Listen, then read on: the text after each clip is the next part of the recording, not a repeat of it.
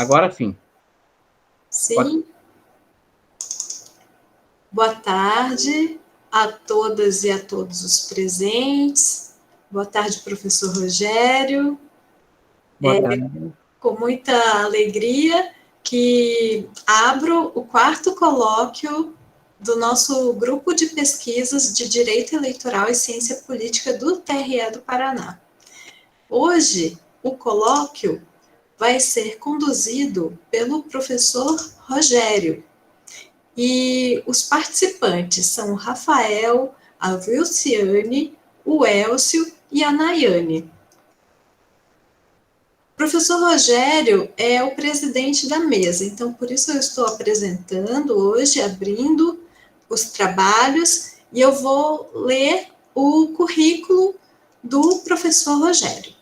Ele, como é uma pessoa bastante humilde, ele disse, olha, ainda pode resumir o meu currículo, mas eu acredito que aqui nós estamos também para honrar, né, a trajetória de dedicação e de estudos das pessoas que estão aqui tirando esse tempo para se dedicarem a olhar com profundidade para o direito eleitoral e para a ciência política. Então, eu vou ler o currículo do professor Rogério, mas eu não vou resumi-lo.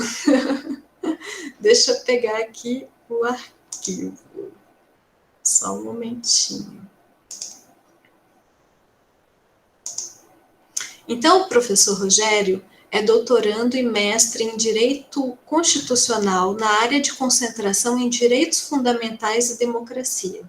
É cientista político, bacharel em Direito, bacharel em Relações Internacionais, especialista em Metodologia de Ensino na Educação Superior, especialista em Direito Eleitoral e Processual Eleitoral, especialista em Direito Militar, especialista em Direito Público, professor de graduação em Direito no Centro Universitário Dom Bosco e também no Centro Universitário Internacional Uninter, membro da Academia Brasileira de Direito Eleitoral e Política, ABRADEP, membro consultor da Comissão de Educação e Políticas Públicas Educacionais da Ordem dos Advogados do Brasil, Seccional do Paraná, de 2021 até o presente momento, membro consultor da Comissão de Direito Internacional da Ordem dos Advogados do Brasil, Seccional do Paraná, de 2013 a 2018, servidor do TRE do Paraná, lotado na Escola Judiciária Eleitoral, editor-chefe da Paraná Eleitoral, revista brasileira de Direito Eleitoral e Ciência Política, editada pela Escola Judiciária Eleitoral do TRE do Paraná, membro do Conselho Editorial da revista Populus, editada pelo TRE da Bahia, autor de 12 obras e diversos artigos na área de ciência política, direito eleitoral, militar e internacional. Um dos autores da obra Tratado de Direito Eleitoral, que reúne as maiores autoridades da matéria no Brasil, a convite do ministro Luiz Fux. E autor da Cartilha do Eleitor Brasileiro no Exterior, editada pela Comissão de Direito Internacional da Ordem dos Advogados do Brasil, Seccional do Paraná, OAB Paraná. Então, este é o currículo do acadêmico, porque se nós formos falar da experiência extra-acadêmica, nós vamos ficar aqui muitas horas falando de todas as experiências que o professor Rogério tem, e acho importante a gente trazer para vocês entenderem de onde vem tantos ensinamentos, tanta experiência, e o professor Rogério vai compartilhar conosco, tem compartilhado estes anos todos de grupo de pesquisas aqui no TRE do Paraná. Então, passo a palavra ao presidente da mesa, professor Rogério Carlos Borba. Muito obrigado, Ina. E eu, como ia presidir um colóquio hoje, com muito orgulho, eu pedi para a Ina apresentar, porque eu tenho um carinho muito grande para a nossa colega. Nós temos um trabalho conjunto no laboratório de inovação no tribunal, na vida acadêmica. Eu quero ver se entra nas contação de história, porque contar história comigo mesmo, né? Conosco mesmo, né? Mas não no nível das histórias que a Ina conta, né? E eu teria muito orgulho que a Ina apresentasse, falasse o meu currículo. Então, a Ina fez algumas palestras lá no Shopping Flores, com a Anne, lá no Sábado Saber, maravilhosa, né? Está à disposição lá no YouTube, e é um carinho muito grande que nós temos para a Ina. Então, eu fiz questão de de transmitir a batuta, porque é uma verdadeira música, né? De maestro para a Ina. Então, Ina, eu tenho muito orgulho de você ter feito essa apresentação do meu currículo, tá bom? Muito obrigado mesmo. A honra é minha, professor. A honra é minha. Agradeço imensamente, imensamente de estar aqui e ter essa oportunidade de compartilhar esses momentos com você e com todos aqui. Agradeço também aos participantes do colóquio, que são alunos da Dom Bosco. Agradeço a Anne, a Nayane, o Rafael e o Elcio se chegarem aqui. O Rafael estava com problema, não sabia se vinha, né? E agradeço a Anne um pouquinho mais pelo trabalho que ela tem feito aqui não só do nosso grupo de pesquisa, mas do grupo de pesquisa avançada também, preparando essas apresentações, não só para ela, mas para todos. Então, é um carinho que ela tem dedicado para o grupo de pesquisas, né? O grupo de pesquisas nasceu tímido, com 7 integrantes. Desses 7 integrantes, tem dos fundadores, né? Nós temos eu, a Cláudia, o Frederico, depois o Sérgio, e a Ina entrou no ano passado, né, Ina? Nós não conhecíamos a Ina.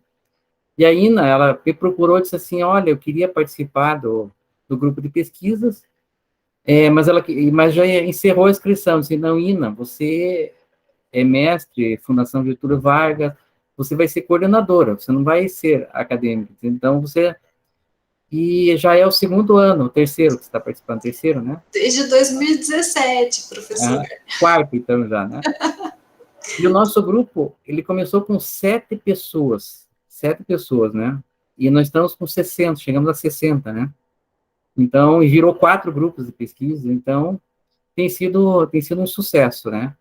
Eu assumi a coordenação no meio do caminho e resolvi aperfeiçoar, colocar essas cadeiras com o nome de patronesse e patrono, e estou tentando levar cada vez mais longe. Eu fico feliz que a gente já tem alunos de Minas Gerais, temos um de Fortaleza, uma do Pará.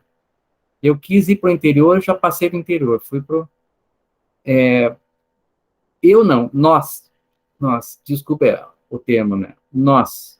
Então, eu quis expandir esse grupo e eu quero, daqui 4 anos e meio, quando me aposentar, passar para alguém esse grupo e essa pessoa dê continuidade, né? Então, não sei quem vai ser, mas ainda é forte candidato. Né? Então, daqui 4 anos e meio, né? Então, era para ser ano que vem, mas virou 4 anos e meio. Então, eu vou falar agora sobre os meus patronos.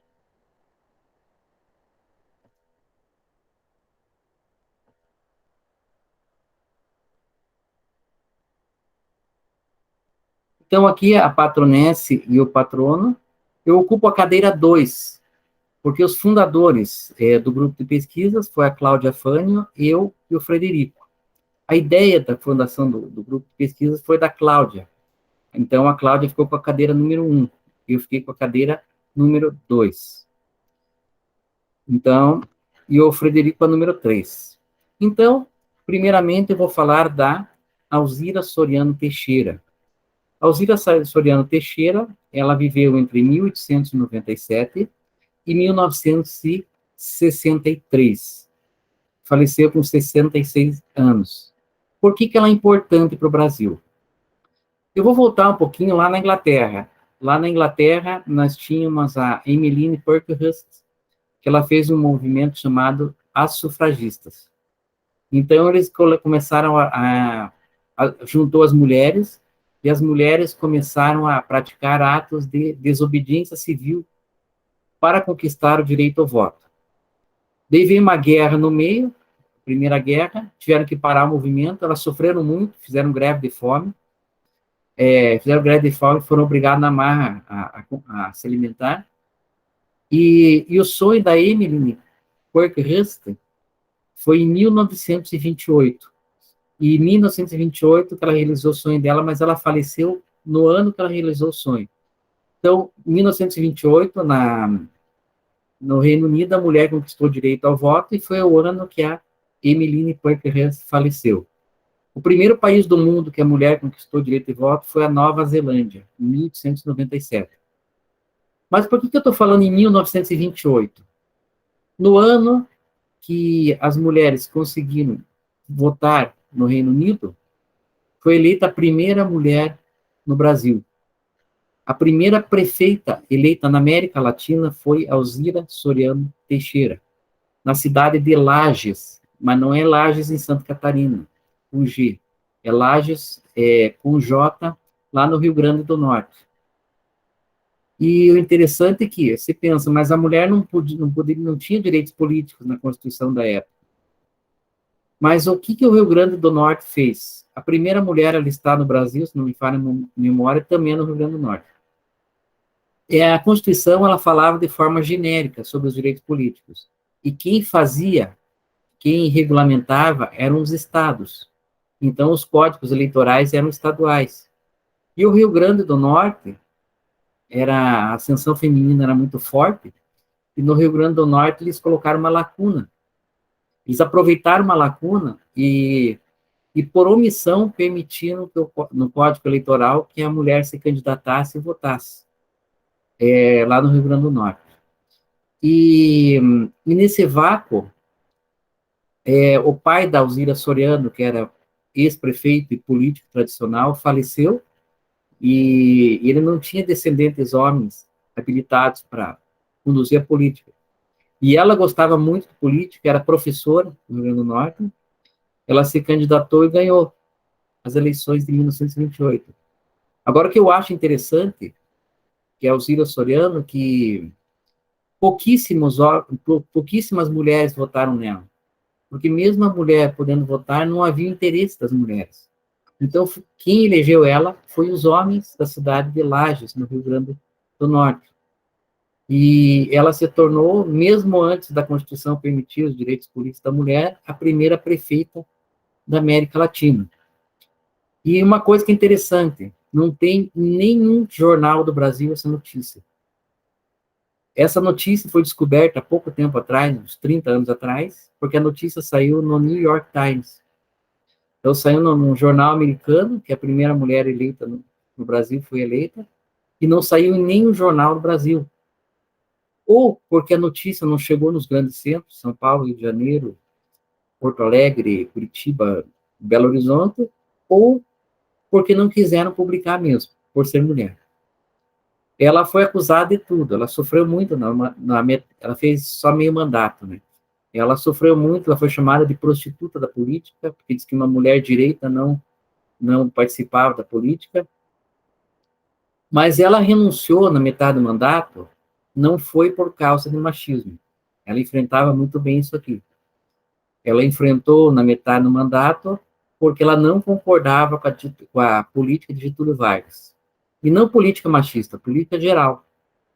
E começou a se desincompatibilizar as ideias dela com o do partido Getúlio Vargas, que era uma espécie de aliança que eles tinham. Então, ela renunciou por causa disso. E é uma personagem esquecida do Brasil. E por falar em personagem, como eu falei para vocês, ela foi eleita exatamente no ano de 1928.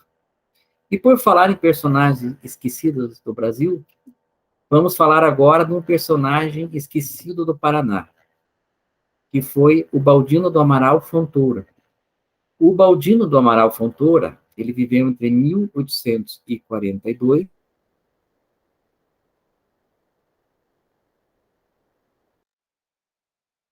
8 anos. Só um minutinho, pessoal. Vou mostrar uma coisa para vocês.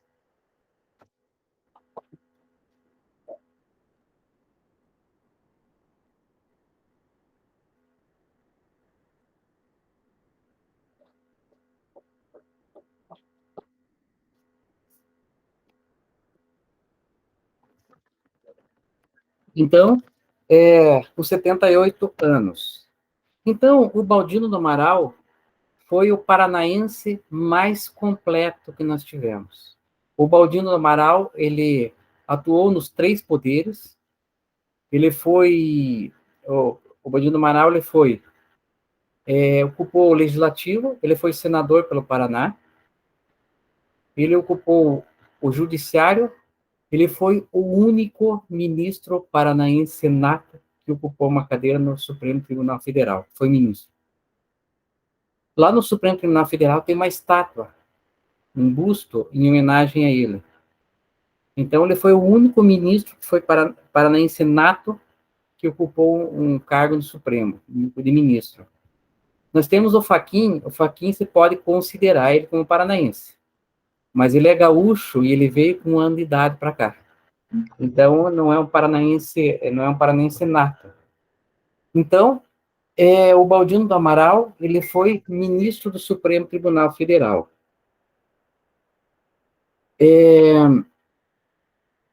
Foi ministro do Supremo Tribunal Federal, ele foi prefeito do Rio de Janeiro, que era a capital do Brasil. Ele foi prefeito nomeado do Rio de Janeiro, foi presidente do Banco do Brasil, além de presidente do Banco do Brasil, ele foi advogado do Paraná na questão do contestado. Então, no caso do contestado, ele fez de tudo para evitar a guerra do contestado, ele perdeu a ação do Paraná na questão do contestado e tentou evitar a guerra, mas o contestado não era a guerra entre Paraná e Santa Catarina, era uma guerra paralela, né? E o Baldino do Amaral também, ele representou o Brasil em missões internacionais, em Haia. Então, ele tem ligação com relações exteriores também. E foi um grande advogado. Agora, uma coisa que é triste para nós, que o brasileiro normalmente não lembra do Baldino do Amaral, a não ser os Coxa Branca, porque a rua do estádio Couto Pereira é o Baldino do Amaral. Então, tem a entrada do Baldino do Amaral, né? E o Baldino do Amaral tem vários erros nos livros sobre o Baldino do Amaral. Diz que ele é paulista. Se você entrar lá no site do Supremo, estava escrito que, não sei se arrumaram, eu mandei pedir para arrumarem, né? Mas eu acho que não arrumaram ainda. Eles colocaram que ele era paulista do bairro da Lapa. Não, ele é paranaense da cidade da Lapa. Então, a confusão se dá pelo seguinte, porque quando ele nasceu, aqui era a província de São Paulo. O Paraná não era emancipado, né? Então, era a província de São Paulo. Então, ali começou a confusão. E São Paulo tem o bairro da Lapa. E depois que ele saiu do Supremo Tribunal Federal, ele renunciou ao Supremo Tribunal Federal, porque o que ele ganhava não dava para sustentar os 12 filhos, e ele tinha paixão pela advocacia, né? Porque o ministro do Supremo Tribunal Federal, eles ganhavam tipo como se fosse uma missão. Eles não tinham subsídio como tem hoje. Era uma missão, né? Era no Rio de Janeiro, Supremo. E daí o que ele foi? Ele foi advogar na cidade de Sorocaba, que é São Paulo. Daí outra confusão, que acharam que ele era paulista. E em São Paulo, ele fundou uma loja maçônica, a Perseverança 2, 3. Essa loja Perseverança, o que eles fizeram? Na época da abolição da escravatura, cada seção da loja, eles se cotizavam e compravam um escravo para alforrear. Quantos escravos podiam, eles compravam para dar liberdade para esse escravo. Então, essa era a vocação da loja. E essa loja existe até hoje, foi fundado, a loja fundou a Fundação Baldino do Amaral, que é mantida pela loja. Essa fundação, eles têm hospital filantrópico, tem escola, tem emissora de rádio e televisão, eles foram afiliados da Rede Globo uma época, e todo o lucro desses meios de comunicação vai para filantropia. Então, até hoje, existe a Fundação o Baldino do Amaral. Então, foi o nosso paranense mais ilustre. E ninguém sabe quem que é o Baldino do Amaral. Então, estou apresentando. Quando o Baldino do Amaral fez 100 anos do aniversário dele, foi lançado um selo comemorativo no Brasil, pelo Correio, dos 100 anos do nascimento de Ubaldino no Amaral. Esse aqui, ó. Opa, não dá para ver aqui. Aqui, ó, acho que dá para... Este selo aqui, opa, esse que eu tenho na mão é original, tá, pessoal? Não é cópia. Eu consegui esse selo, né? Achei no Mercado Livre esse selo e guardo com muito orgulho. Eu sou estudioso da vida do Ubaldino do Amaral, tenho tudo que é material, livro, tudo que eu achei dele. Eu quero fazer uma reportagem lá no interior da Lapa, onde ele nasceu, quando tiver tempo, né? E com muito orgulho eu escolho ele como meu patrono e Alzira Soriano como minha patronessa. Então são duas histórias que me comoveram muito. Uma por ser paranaense e outra por ser uma grande mulher que as pessoas não conhecem. Nenhum dos dois, os dois são poucos conhecidos e são muito importantes para o Brasil. Uma queixa que eu tenho, pessoal, não é machismo, tá? Aliás, o que eu vou falar não é machismo. E uma coisa que eu vejo, todos os eventos, todos não, 80% dos eventos para falar sobre os direitos da mulher ou direitos políticos da mulher, só se fala da Frida Kahlo. Tá? Eu não tenho nada contra a Frida Kahlo, é uma grande mulher, uma personalidade.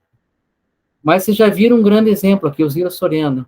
Tem tanta mulher, as pessoas não pesquisam quem são as grandes mulheres da política. Se não quiserem pesquisar, é só olhar nas patronésias ali que eu pesquisei, tá? Então, eu acho que os eventos ligados à mulher tinham que explorar um pouquinho mais outras mulheres, né? Outras mulheres, não somente a Frida Kahlo. Então, nas patronésias eu coloquei a primeira advogada, a primeira... Na aula anterior, nós colocamos aquela baiana que era defensora da mulher negra, uma história linda, foi contada. Não foi aqui, foi no grupo avançado de pesquisa. Então, se falou da Luz Linda. Então, são histórias assim, eu acho que a nossa história está se prendendo em muito poucos personagens, e não se expande, ou por desinteresse, ou por não saber. A Alzira Soriano, eu fiquei sabendo dela porque eu li uma reportagem da Deutsche Welle da Alemanha, contando a história dela. Tá? Eu falei que primeiro foi em Nova York, lá em 1928, e eu fiquei sabendo lendo a Deutsche Welle, que é um jornal alemão. Né? E o Ubaldino do Amaral, que me chamou a atenção, foi um grande professor que eu tive, o desembargador José Maurício Pinto de Almeida, que teve alguns problemas agora, e se demonstrou que era extremamente honesto, e ele é uma integridade enorme, que ele era o relator dos casos dos diários secretos, e tentaram afastar ele de todos os jeitos, mas ele está lá firme e forte, e é um grande professor e um grande amigo. E quando eu estudava a graduação, lá na Curitiba com ele, um dia da aula ele pegou e disse, olha, eu vou falar um pouquinho para vocês de um grande paranaense. O único ministro do Supremo Tribunal Federal que nós tivemos foi o Ubaldino do Amaral. Só falou isso. Daí, no final da aula, eu fui conversar com ele. Há pouco tempo atrás, encontrei ele no aeroporto, daí, em Brasília. Daí, quando estava vindo para Curitiba, por coincidência, ele estava na poltrona do lado, ele e a esposa. E a gente veio conversando de lá para cá sobre o Baldino, sobre todas as histórias de quando eu fui aluno dele. Eu, várias vezes, quis ele trazer para o Sábio Saber, mas ele não quer mais fazer palestra. Ele está com problema de coração e tudo, né? Ele não quer mais fazer palestra, né? E são aquelas heranças que nós trazemos para os professores e eu tento levar para os alunos netos dele, que eu digo. Então, eu digo os alunos netos. Então, que nós temos aqui vários alunos meus, tá? Mas eu já me alonguei demais, eu vou passar a palavra para a aluna Wilciane Carneiro Rabelo, ou a Anne Rabelo, como ela gosta de ser chamada. E depois eu passarei para a Nayane. Então, eu passo a palavra para a Anne. Anne, seja bem-vinda. Obrigada, professor Rogério. Boa tarde a todos. Professor, primeiro eu vou pedir para que o senhor faça a troca dessa apresentação, que eu escrevi uma palavra errada, e isso foi corrigindo em todas agora. Aí eu acabei de enviar lá no nosso grupo, só para a gente não estar apresentando com essa palavra errada. Eu peço desculpas.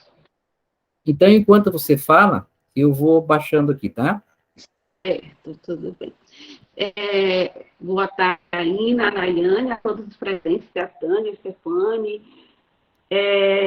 Eu, né, ocupo a cadeira 11, estou ocupando, né, o dia é uma crítica, procuradora regional da República, que é a Cristina Romano. Ela formou-se em Direito pela Universidade Federal do Paraná e doutorou-se nos Estados Unidos em 1979. Tânia, o teu som está meio ruim aqui. Tá muda. Deixa eu ver se eu consigo.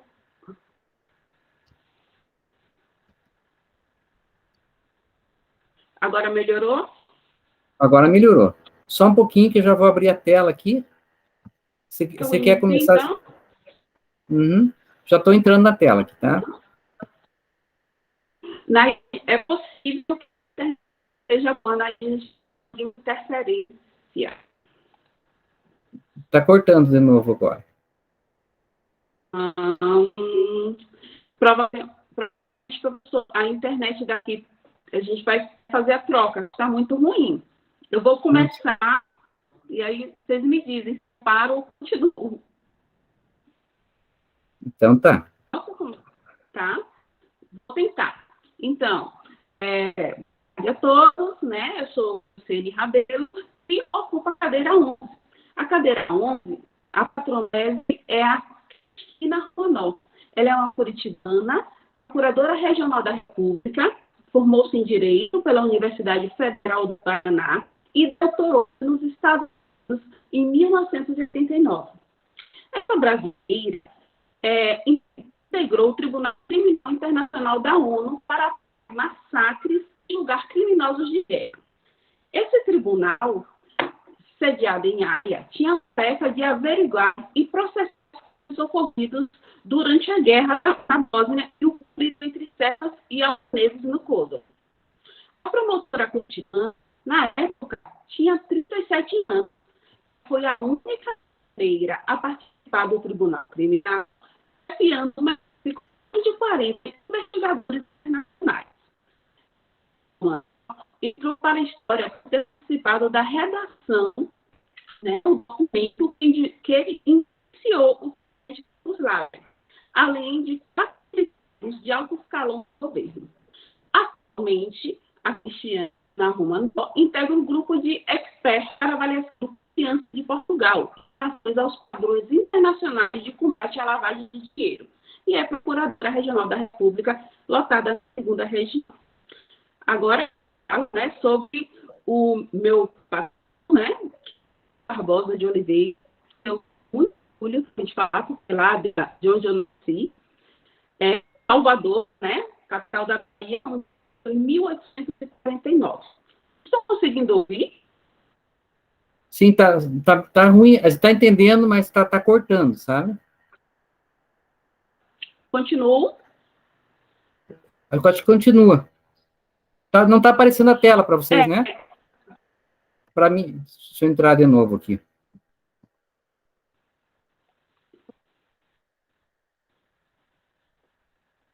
Está agora?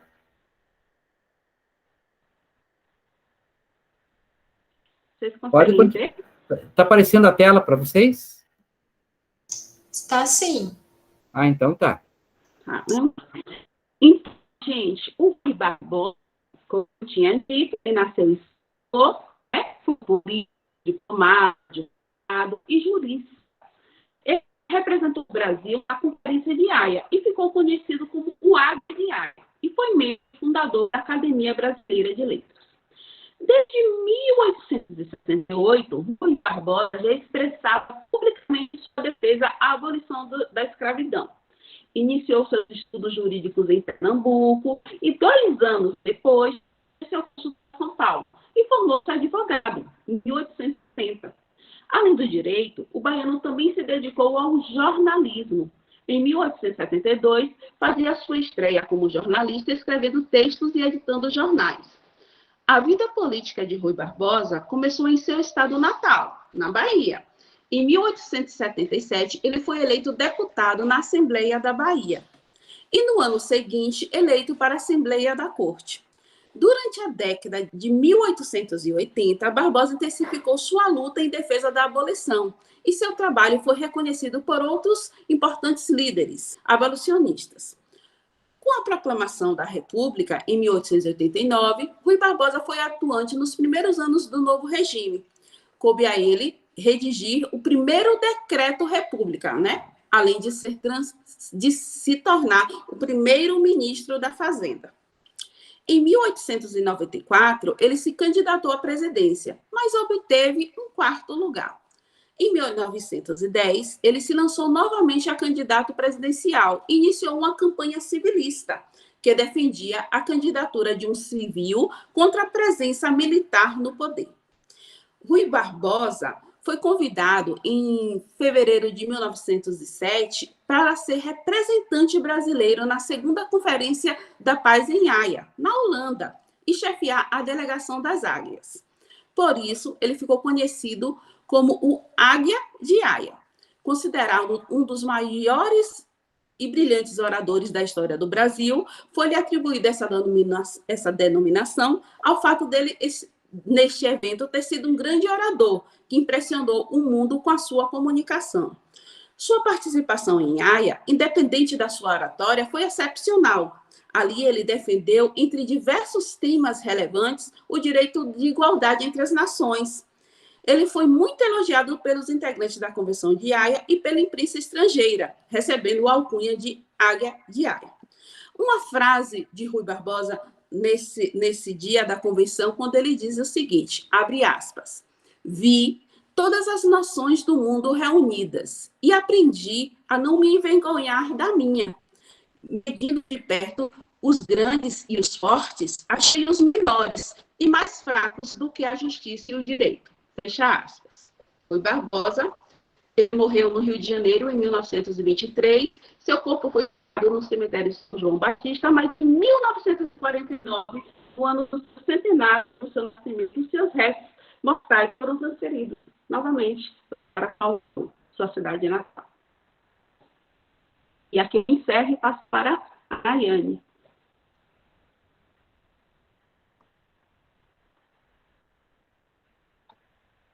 Então, eu passo agora a palavra para a acadêmica Nayane Araújo. Nayane, seja mais uma vez muito bem-vinda. A Nayane já participou acho que já terceiro ano que você participa, né? E a Anne também participou na edição passada do grupo de pesquisas. Então, Nayane, a palavra é sua.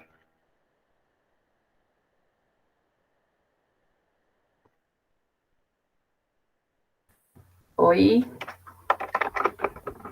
Estão me ouvindo? Sim. Então... Boa tarde a todos. Boa tarde, professora Iná. Boa tarde, a Anne, professor Borne. Muitas saudades, né? Primeiramente, eu gostaria de agradecer a oportunidade de estar aqui, mais uma vez, e também compartilhar momentos como esse, de aprendizado, de novas experiências. Em especial, quero agradecer ao professor Borne, nosso presidente, né, da mesa, e também, como sempre, nos oportuniza com momentos como esse, de pesquisa, conhecimento, né, professor? Vou começar falando sobre a minha patronese, que é uma mulher que tem grande história, né, e uma importância e marco na história das mulheres negras, né, mulheres e também as mulheres negras, na história da eleição do Brasil, das eleições do Brasil, que foi Antonieta de Barros. Antonieta de Barros teve o pseudônimo Maria da Ilha. Nasceu em Desterro, como era chamada Florianópolis, né, em Santa Catarina, em 11 de junho de 1901, filha de Catarina e Rodolfo de Barros. Ela foi órfã de pai, mas foi criada pela mãe, uma lavadeira, escrava liberta, de quem recebeu as primeiras lições de condutas e relacionamentos humanos. Marcada desde cedo pela pobreza, aprendeu a enfrentar barreiras impostas pela origem humilde e preconceito também pela cor. Aos 5 anos, ela foi alfabetizada numa escola particular. Aos 2 anos, mais tarde, entrou no curso primário. Porém, ela não teve como prosseguir com seus estudos, conseguindo ingressar na Escola Nacional apenas aos 17 anos. Antes mesmo de concluir o magistério, ela já mantinha um curso primário, de alfabetização, que tinha seu nome Curso Particular Antonieta de Barros, que foi no ano de 1922, com o objetivo de combater o analfabetismo dos adultos e as pessoas carentes. Sua crença era que a educação era a única arma capaz de libertar os desfavorecidos da servidão. Em diversos discursos, ela afirma que a educação é o caminho para o futuro. Uma frase da Antonieta, vou citar aqui, que achei muito importante e muito bonita, que ela cita que é: educar é ensinar os outros a viver, é iluminar os caminhos alheios, é amparar debilitados, transformando-os em fortes, é mostrar as veredas, apontar as escaladas, possibilitando avançar sem muletas e sem tropeços, é transportar as almas que o Senhor nos confia, a força insuperável da fé. Mas Antonieta de Barros não se limitou ao magistério. Ela se tornou-se oradora, jornalista, escritora e militante, com atuação na Liga do Magistério. Sua defesa, acirrada pela educação, fez com que ela ocupasse as páginas dos jornais. Além de professora, ela virou cronista. Não havia outra mulher em posição semelhante a ela ao estado de Santa Catarina, uma mulher forte, destemida. Em 23 anos de contribuição à imprensa, ela escreveu mais de 1000 artigos em 8 veículos e criou a revista Vida Ilhoa. Antonieta de Barros está entre as 3 primeiras mulheres eleitas no Brasil. A única negra, né? Foi eleita em 1934, deputada estadual por Santa Catarina, através do Partido Liberal Catarinense, sendo a primeira mulher de seu estado a se eleger para a cadeira da Assembleia Legislativa. Enquanto presidiu os trabalhos no Congresso Legislativo, dedicou-se a propostas relacionadas ao magistério. Dentre elas, uma das propostas que instituiu um feriado que a gente comemora até os dias de hoje, que é o 15 de outubro como Dia do Professor. Agora vou falar sobre o meu patrono. Também foi um marco aos direitos e também principalmente um marco aos direitos políticos aos negros, que foi Martin Luther King, um grande homem. Martin Luther King Jr. nasceu em Atlanta em 15 de janeiro de 1929.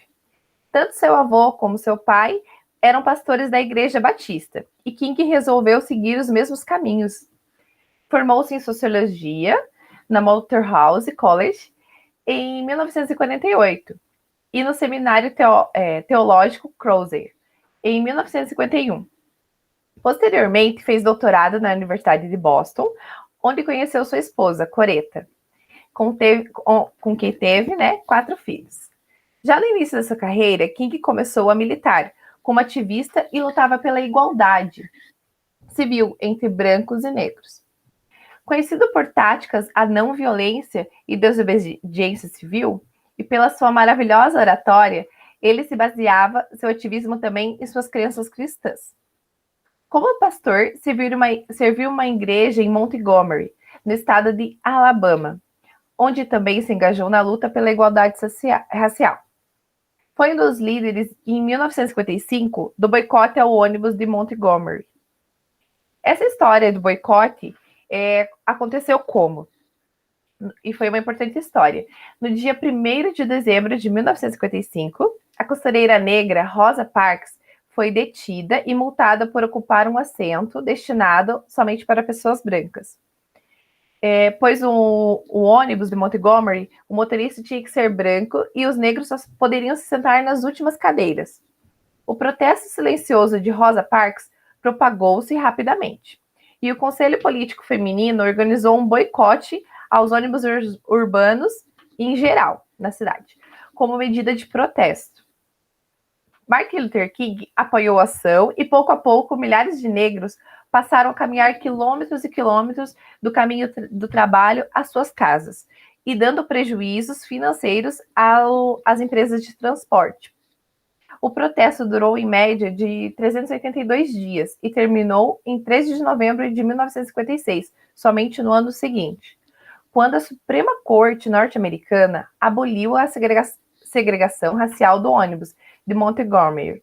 Durante o período, King foi preso, sofreu diversos atentados e essa casa também foi bombardeada. Em 1957, Martin Luther King fundou a Conferência da Liderança Cristã do Sul, sendo o primeiro presidente. Passou a organizar campanhas pelos direitos civis dos negros, em parques públicos, bibliotecas e lanchonetes. O que ele queria é livre acesso a todos, com a igualdade entre brancos e negros. Ele ocupou o cargo até ser assassinado em 1968. E durante esse período, como ele emergiu o ser o líder mais importante dos movimentos civis dos Estados Unidos, durante sua marcha sobre Washington, por trabalho e liberdade, uma manifestação política de grandes proporções ocorridas na cidade e na capital americana, que foi em 28 de agosto de 1963, onde King fez o seu mais famoso discurso, com a frase, né? Eu tenho um sonho. E essa frase nos ficou a história até os dias de hoje. Em frente a uma plateia de mais de 200 mil pessoas na escadaria de Lincoln Memorial, King defendeu o fim da marginalização dos negros, a liberdade e a igualdade. Um dos maiores nomes da história da luta contra a discriminação racial dos Estados Unidos, né, que foi King, ele também foi ganhador do Prêmio Nobel da Paz em 1964. Em 1965, Martin Luther King encabeçou uma manifestação de milhares de defensores dos direitos civis, de Selma até Montgomery. Incrivelmente, eu conheci essa história do Martin Luther King pelo professor Borne, que nos apresentou em uma de suas aulas. E por isso que também minha paixão por ele também começou aí, quando o professor apresentou essa história, e aí que eu me interessei pelo meu patrono.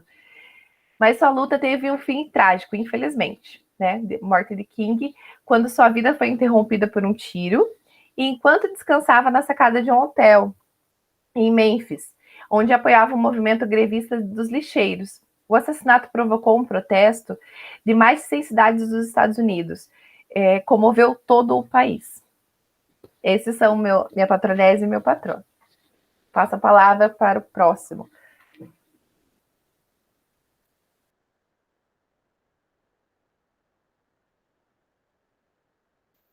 Professor, está sem áudio seu. Muito obrigado, Daiane. Eu passo para os meus alunos os trechos do filme Selma, que conta a luta pelos direitos políticos dos negros, porque os negros poderiam votar nos Estados Unidos, mas a Justiça Eleitoral enchia de restrições, eles tinham que saber o nome de todos os ministros da Suprema Corte, e mais tarde, eles não tinham dinheiro para pagar taxa eleitoral, por isso que foi colocado na Constituição dos Estados Unidos que qualquer direito relacionado à cidadania é gratuito, e a nossa Constituição copiou. Então, para você fazer um título de eleitor aqui no Brasil, você não paga nada, a não ser a multa por ter deixado de comparecer, se for pobre, dispensado, né? E a Nayane me chamou a atenção para o seguinte, que ela lutou pela cadeira 16. Então, nas outras edições, ela tinha outra cadeira. Porque quando ela entrou, já tinha dono na cadeira, e ela insistiu que ela queria a cadeira 16. Então, ficou muito interessante. A Anne tem um fato interessante, né? E foi uma feliz coincidência. Então, caiu uma curitibana e um baiano. A Anne, ela é baiana radicada em Curitiba. Ela gosta muito de Curitiba, ela me fala, né? E caiu lá o Rui Barbosa, que foi um grande baiano, e uma grande curitibana, a Cristina Romanó. Ela atuou no caso do Milosevic, né? Só que ela deixou tudo pronto com o processo concluído e ele morreu antes de ser julgado. Então. E nós tivemos mais uma juíza, que é patronessa de alguém ali, que foi... Só que a Cristina Romanó foi promotora, né? E nós tivemos a Silvia Stein, que foi juíza do Tribunal Penal Internacional, só que ela é paulista. Então, a Silvia Stein é paulista. Então, são duas situações, tanto da Nayane quanto da Anne, dos patronos e patronesses, que tem uma história por trás da escolha dos nomes, né? Da escolha dos nomes. E a Nayane lutou 3 anos para conseguir a cadeira 16. Então, e a história é muito linda, da professora Antonieta de Barros, né? Então, é bem interessante. Ali ela falou da Nossa Senhora do Desterro, né? Se sabe que o nome de Florianópolis foi imposto pelo Marechal Floriano, né? Porque ó, a ilha de Santa Catarina, que é o nome, eles eram contra o Marechal Floriano, ele invadiu com as tropas dele e impôs que o nome da cidade ia ter o nome dele, Florianópolis. E uns anos atrás, se criou um movimento lá para mudar o nome de Florianópolis. Mas eles chegaram à conclusão que, no momento atual, não vale a pena, porque Florianópolis é conhecido no mundo inteiro como Florianópolis, né? E se fosse mudar de Florianópolis, ia voltar para Desterro, então fica Florianópolis mesmo. Então fica melhor deixa, vamos deixar quieto, assim, não precisa que ninguém falar nada. Então agora eu devolvo a palavra para a Anne Rabelo, que ela vai fazer a apresentação do tema de hoje. Então eu já vou compartilhar sua tela aqui, tá?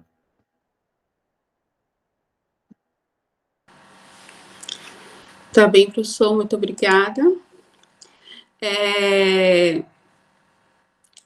O tema, né, que nós trazemos aqui, que eu e a Nayane e o professor Borne, com a orientação do professor Borne, né, trazemos é sobre o sistema parlamentar em estados federais. Para iniciar, né, falar sobre o sistema parlamentar, relacionamos logo ao sistema de governo, né?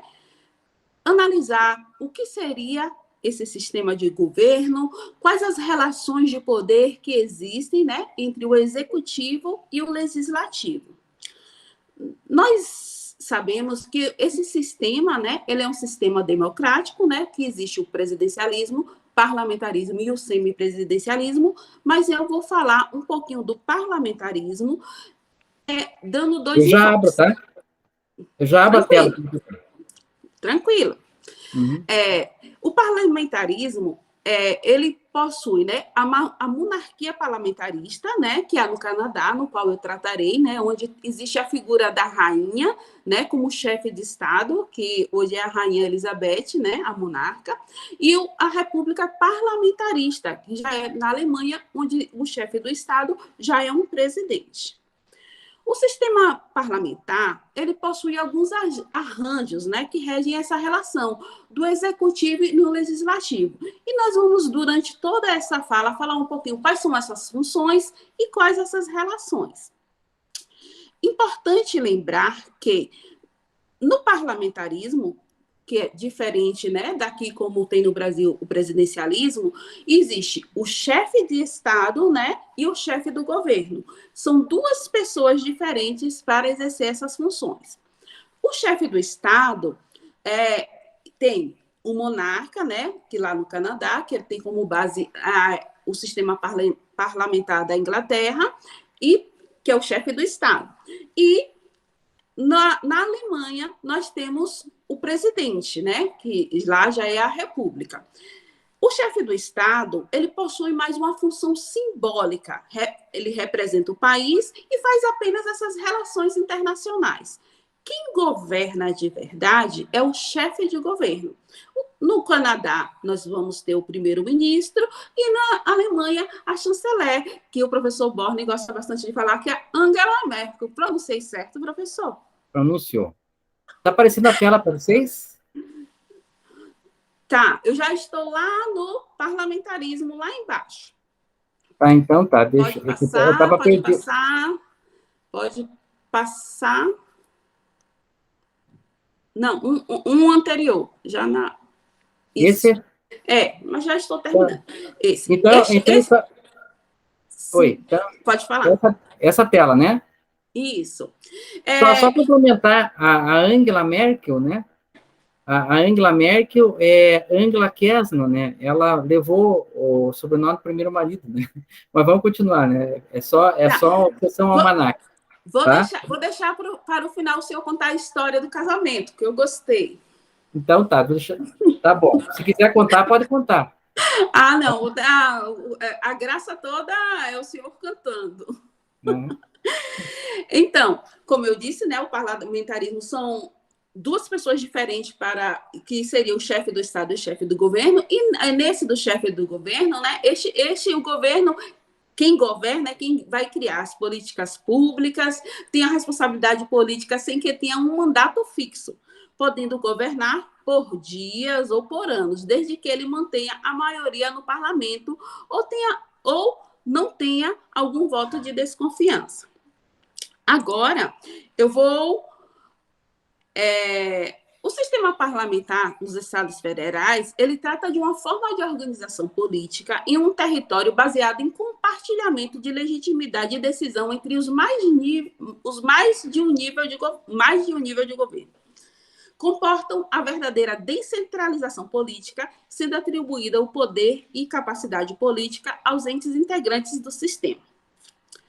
Dentre os países que reúnem essas características que falei, são os dois que eu falarei agora, que é o Canadá e a República da Alemanha, que adotam esse sistema, né, do governo parlamentar, sendo que o Canadá é uma monarquia, lembrando, e que o chefe de Estado é o próprio monarca, e a Alemanha é uma república. No Canadá, que é um dos maiores países, né, tanto de extensão como bem desenvolvido, tanto quanto a República Federal da Alemanha, o Canadá ele foi colonizado por franceses até o século XVIII e passando posteriormente para o domínio inglês. Então, ele possui essas duas culturas, né? No Canadá, possui o sistema parlamentar modelado, o mesmo que é o mesmo do regime britânico, desde 1848.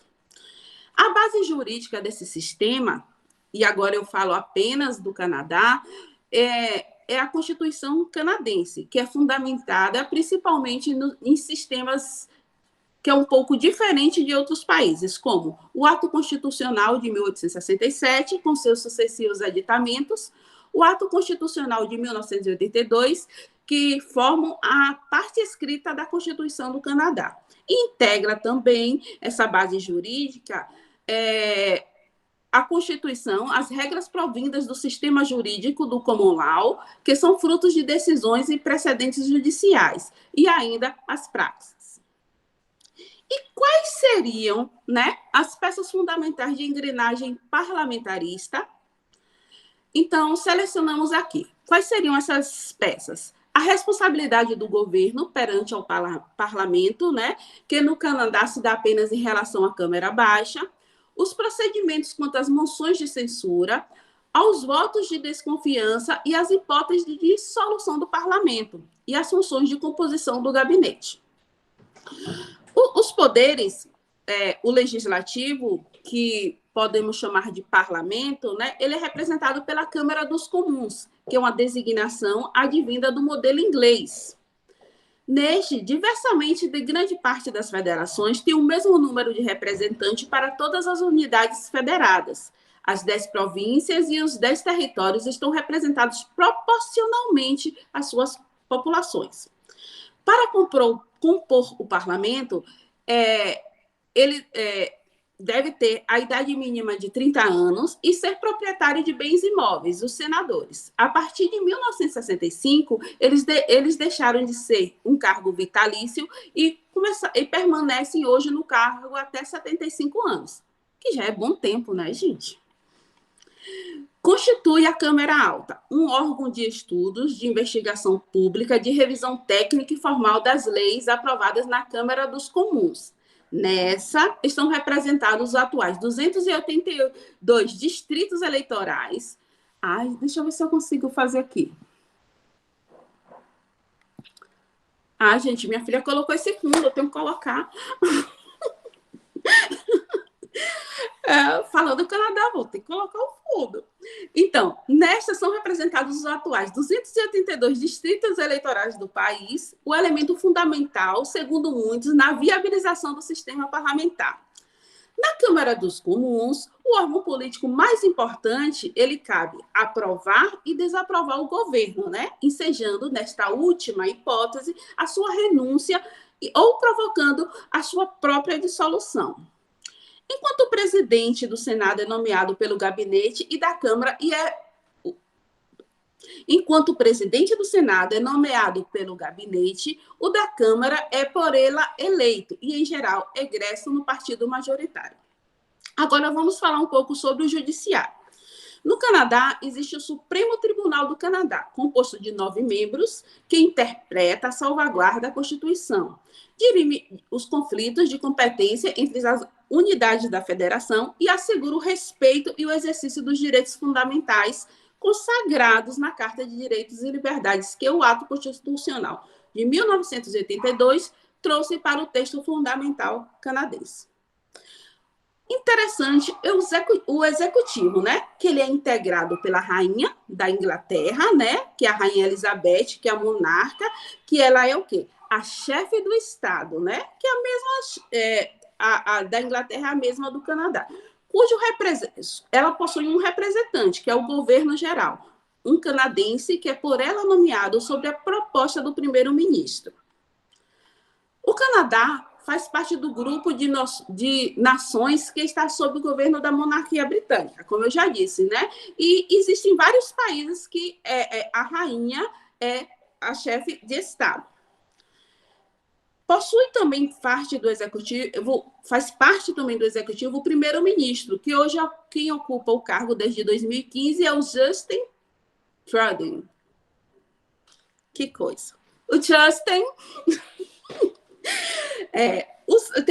também o gabinete, né? Quem compõe o gabinete são apenas os ministros designados pelo primeiro-ministro para tal, sendo que, em regra, neles estarão representados diversos grupos de interesse. O governo também possui o parlamento, que é formado pela Câmara dos Comuns e pelo Senado. No Canadá, o chefe de Estado, né, que é a rainha, ela representa o nível federal do governador-geral e, em nível provincial, pelos vice-governadores, que têm funções meramente protocolares e consultivas. A essência do poder executivo encontra-se nas mãos do primeiro-ministro, o chefe do governo e do gabinete. A escolha da principal figura do executivo parte do legislativo, que podemos ler Câmara dos Comuns, recaindo quase sempre sobre o líder do partido majoritário, ou, em sua inexistência, sobre aquele indicado por uma coligação partidária. A sua nomeação e a exoneração é um ato formal do governador-geral. A manutenção da chefia do governo e dos demais membros do gabinete depende da mesma forma do legislativo. Ela corre o risco de não se efetivar em caso de aprovação pela Câmara dos Comuns, de moções de censura ou de rejeição pela mesma Câmara, de voto de confiança e pedido pelo governo. Nesse caso, o primeiro-ministro e seu gabinete têm 2 caminhos a seguir: ou renunciam, ou ensejam um convite por parte do governador-geral ao líder da oposição para que forme novo governo e se mantém no poder, solicitando ao chefe de Estado a dissolução do parlamento e a convocação de novas eleições. Para que haja, assim, né, uma estabilidade, mesmo relativa do sistema, requer que, antes da realização das eleições, sejam tentadas todas as possibilidades de composição parlamentar em torno do governo.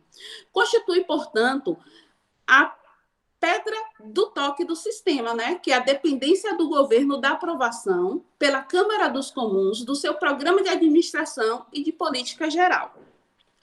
O sistema partidário. Nas classificações doutrinárias, o sistema canadense alinha-se ao lado dos chamados parlamentarismos majoritários, pelo seu quase bipartidarismo, que confere certa estabilidade ao gabinete. Já no sistema eleitoral, que é o elemento-chave para o bom funcionamento do parlamentarismo, o sistema canadense não foge à regra, e é o voto distrital. A Câmara dos Comuns do Canadá e das Assembleias Legislativas das províncias são constituídas por representantes eleitos majoritariamente pelo sistema distrital e cabe ao Parlamento, através das comissões especiais, a fixação periódica dos distritos em número proporcional à população a cada província e território. O número de representantes, né, das províncias e territórios correspondem, portanto, ao número de distritos que neles foram estabelecidos em função das respectivas populações. Atualmente, contam-se com 282 distritos, que eu já falei anteriormente, número que equivale ao total de membros da Câmara dos Comuns. Após cada censo, os números de distritos eles são reajustados pelas leis de reorganização do mapa eleitoral. E aqui terminei falando um pouco, né, como funciona o parlamentarismo no Canadá, né, que é monarquia, e vou dar início agora a falar um pouco sobre o Canadá na Alemanha, gente, na República Federal da Alemanha, e a filha separou outra imagem aqui para o fundo. Então, gente, a minha fala tá falando rápido? Tá bem, tá bom. Tudo bem? Tá perfeito. Então, na República Federal da Alemanha, ela é estruturada como um Estado federal e democracia parlamentar. Lembrem que no início eu falei lá que a Alemanha não é como o Canadá, que tem como chefe de Estado o monarca, né? Aqui ele já tem o presidente, e que quem governa na Alemanha é a chanceler. A lei fundamental estabelece que todo o poder estatal emana do povo, e o povo transmite esse poder aos parlamentares. A base jurídica da lei fundamental, ela surgiu em 1949 e é um documento na Alemanha que fornece os alicerces jurídicos para o atual sistema parlamentar alemão. O Conselho Parlamentar é o principal órgão constituinte, integrador por 65 representantes dos Länder.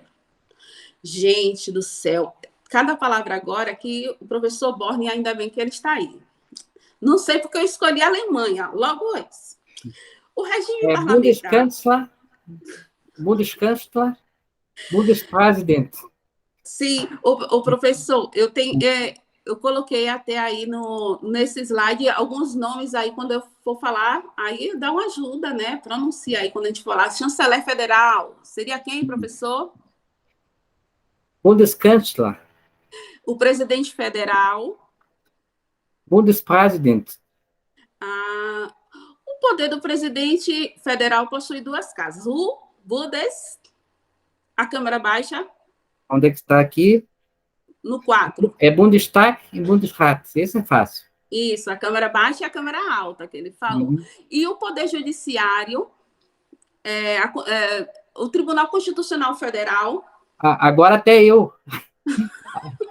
É que o alemão ele junta as palavras sem espaço, né? Gente, o que é isso, hein? Aí, gente, nesse número 6. Na verdade, então, tem 3 palavras ali, porque quando tem adjetivo e substantivo, eles juntam as palavras, né? Que é o Tribunal Constitucional Federal, que é então, esse nome aí no número... Gericht. Tá. Quando falamos em lei fundamental, estamos falando de quê? Grundgesetze.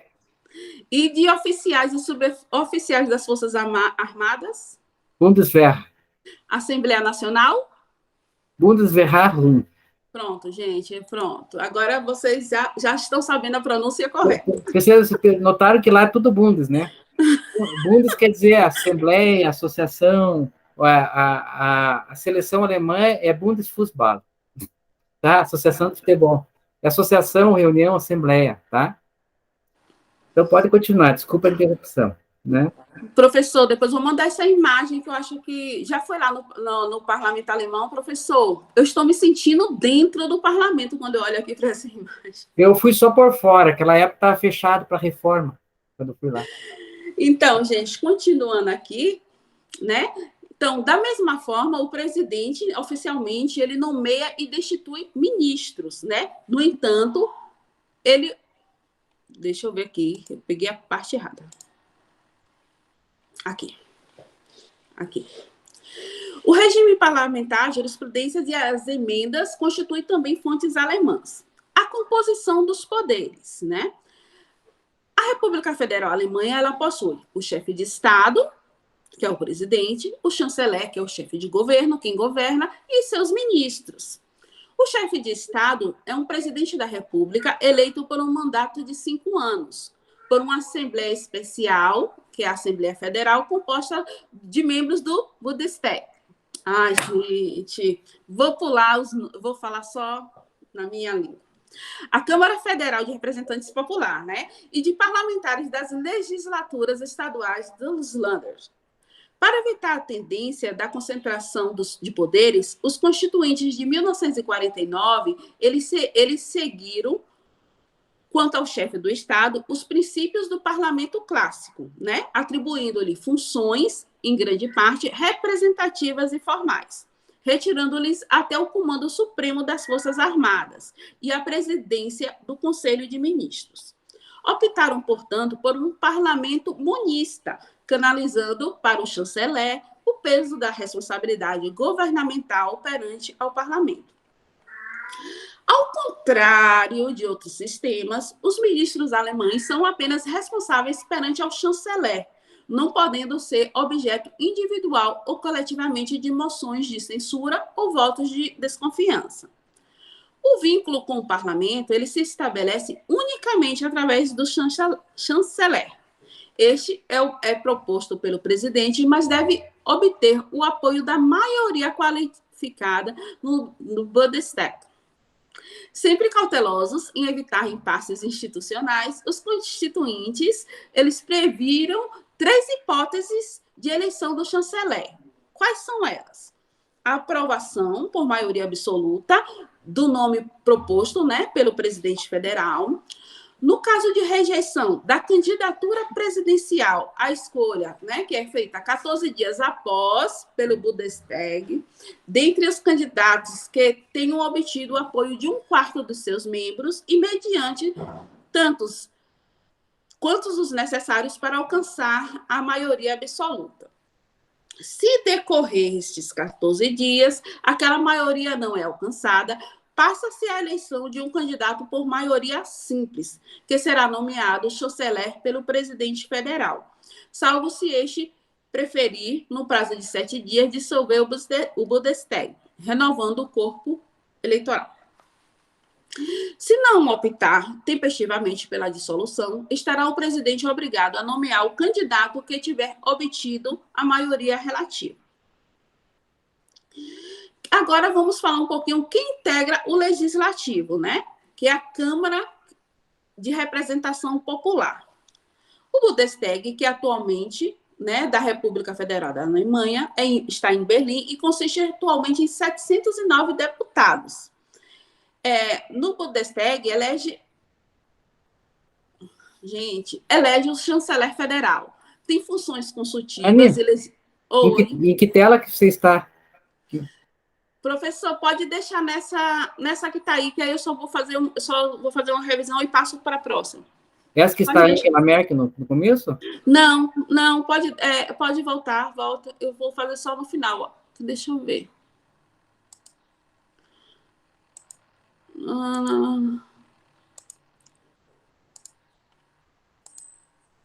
Pode deixar na próxima, professor, na que tem um... Esta? Isso, pode deixar. Isso.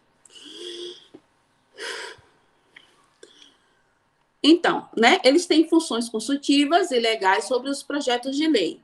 Os membros do Bundestag são eleitos para um mandato de 4 anos por um sistema misto, engenhosamente concebido, visando a evitar a multiplicidade partidária prejudicial à estabilidade governamental, sem destacar, porém, inteiramente as vantagens da representação proporcional na valorização da diversidade partidária.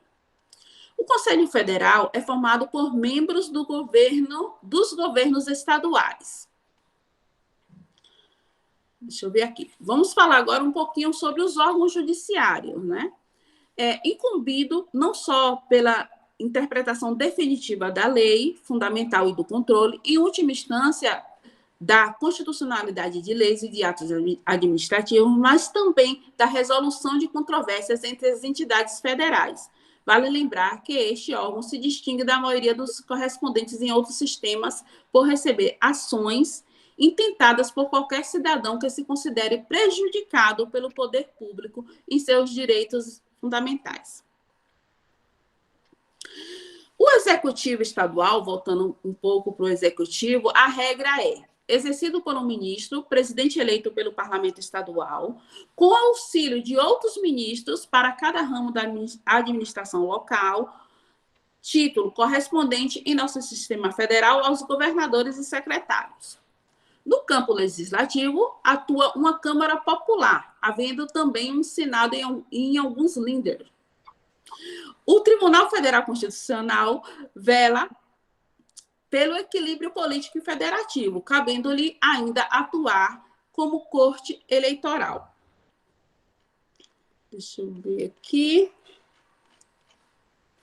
O sistema eleitoral, né, com efeito, graças à exigência e obtenção de um percentual mínimo de votos, é a introdução de um sistema misto, reunindo as representações proporcionais e majoritárias, obtendo-se a redução considerável de números de partidos e, simultaneamente, o seu ensejamento junto às populações, que acompanham o desempenho do candidato distrital e é chamado de sistema de representação proporcional personalizada, em que cada eleitor vota na mesma cédula 2 vezes, no candidato distrital e no partido, o qual, como lembramos, só estará representado no Bundestag se alcançar 5% dos votos.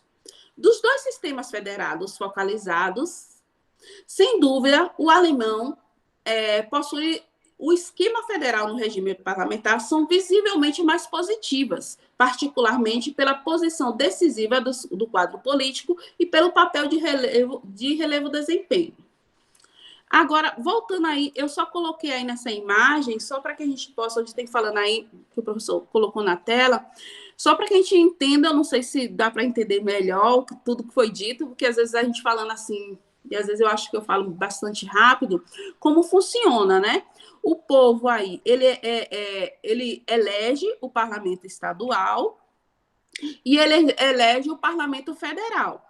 Só que é o parlamento federal que elege o chanceler, que é isso que difere ao presidencialismo.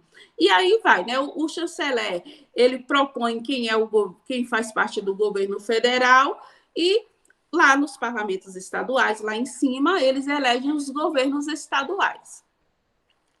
Então, eu acho que dessa forma como é colocado no parlamentarismo aí na Alemanha, facilita essa, né, tanto quando houver, né, o que a gente pode falar assim, algumas coisas que não está dentro da normalidade pode ser destituído também. E aí, no próximo slide, professor, só para lembrar, né, a Angela Merkel, né, que é a chefe, a chanceler. Professor, quer falar quem são? Fala para mim, por favor. Bom, a Angela Merkel, ou Angela Kessner, ali CDU, né, Christiane Demokratie Union, Partido Democrata Cristão, CDU, União Democrática Cristã. Ela é primeira-ministra, por enquanto, ela vai sair. O Wolfgang Schäuble, aqui estou com uma dúvida na pronúncia, é o presidente do Parlamento Federal, quer dizer, como se fosse o nosso presidente da Câmara dos Deputados, tá? Como se fosse o presidente da Câmara dos Deputados. Nossa, né? Frank-Walter Steinmeier, Partido dos Democratas Livres, Partido da Social Democracia. Ele é o presidente da República, ele foi eleito pelo povo. Então ele foi eleito pelo povo. E o Stefan Raab é o presidente do Tribunal Constitucional Federal, que seria o Supremo Tribunal Federal. Só que tem um detalhe, né? O Supremo Tribunal Federal, só uma curiosidade, ele não funciona em Berlim, ele funciona em Karlsruhe. Então, ele não está na capital, a Suprema Corte, né, que é o nome. Deutsche Corte, tá? Então, ali a primeira-ministra, aqui no Brasil, não tem esse cargo, o presidente do Congresso Nacional, o presidente da Câmara dos Deputados,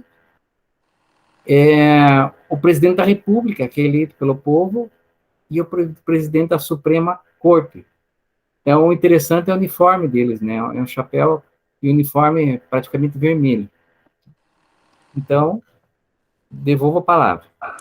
Então, concluindo a minha fala, só para fazer uma retrospectiva de tudo que foi dito, é no parlamento, né, que eu estou falando agora nesse espaço legislativo, é lá que decide quem será o chefe do governo, né, quem realmente irá governar, e essa eleição ela acontece de forma indireta. Quem vota no parlamento, aí sim, é o povo, e aí é eleição direta. Na Inglaterra, né, porque no Canadá eles adotam esse mesmo sistema da Inglaterra, que o chefe do governo é o primeiro-ministro, né, e líder do partido majoritário. Essa relação forte entre o poder legislativo e executivo, o legislativo ele tem esse poder de instituir e destituir o chefe do governo. Se o chefe do governo se mostra descontente frente ao parlamento, ele também poderá convocar novas eleições. E possui menor número de partidos, né, nessa modalidade, e assim fica mais claro quais são as ideologias de cada um desses partidos. E assim fica mais fácil de escolher, né, ou quem são os conservadores ou os progressistas.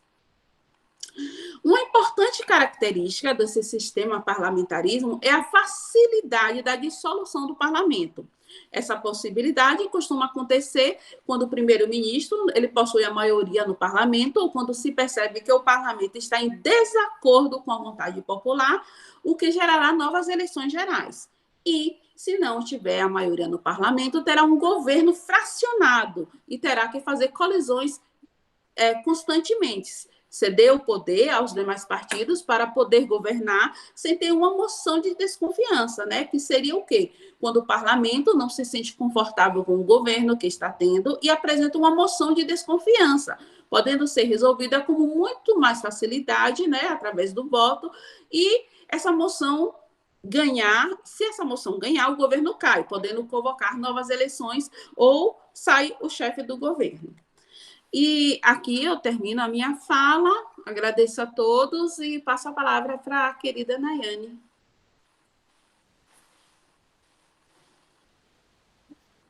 Também vou querer fundo na minha apresentação aqui. Peraí, deixa eu só arrumar aqui também. Nayane? Oi, professor. Teus filhos vão ter que crescer um pouquinho, né, para colocar o fundo para você ali, né? São pequenos ainda, né? Então, a Anne falou, eu falei, eu também quero um fundo bonito desse. O Rian foi aluno nosso também, né? O Henry também, os dois, na verdade, foram alunos, né? E Nayane, tem uma parte boa aqui em casa, eu divido os filhos. A mais nova, ela sempre ajuda o professor Borne, algumas coisas. E tem o mais velho, que sempre ajuda o professor Edgar. Compartilho com eles, os meus filhos. Aí, ó. São uma benção os filhos, né? O Henry estava até no meu TCC, né, professor? Tá. E participou de alguns sábados do saber na barriga. E ele adorava minhas aulas, né? O mais velho, né? O Rian. O Rian, né? Na verdade, ele gosta muito de você. Toda vez que ele olha a tua foto, e se falar teu nome, ele já vem aqui. Ele assistia as aulas, né? Então... Adorei o fundo, né, Yane? Aí, ó, consegui. Vou começar. Ó, ele ouviu, já perguntou, professor Borne? Tá. Eu vou falar sobre o sistema multipartidário. Deixa eu só arrumar aqui. Os sistemas multipartidários, vou falar de uma forma geral, né? O que é o sistema multipartidário? Os sistemas multipartidários, eles se caracterizam pela presença de 3 ou mais partidos na disputa pelo poder estatal e seus adeptos. O autor da Lari, ele nos evidencializa que o sistema multipartidário caracteriza pela existência de vários partidos, com iguais possibilidades de chegar ao poder. Por vezes, é considerado como uma forma mais legítima de democracia, uma vez que possibilita a representação e atendimento de interesses das minorias. E é a tendência atual, de acordo com respeitados doutrinadores. O sistema multipartidário seria mais propício à democracia, porque, como alguns afirmam, porque ele tem como um dos seus fundamentos o pluralismo político, a diversidade de ideias e opiniões também. O grande problema para alguns autores reside presencialmente aí, pois o multipartidarismo conduz inevitavelmente às coligações eleitorais de composição bastante heterogênea e sujeito a inúmeras variações e até mesmo pulverização de ideias e instabilidade, o que pode ocasionar enfraquecimento do regime político ou até mesmo entrar em colapso. O país que adota o sistema multipartidário é a Itália. Como que se caracteriza o sistema multipartidário da Itália?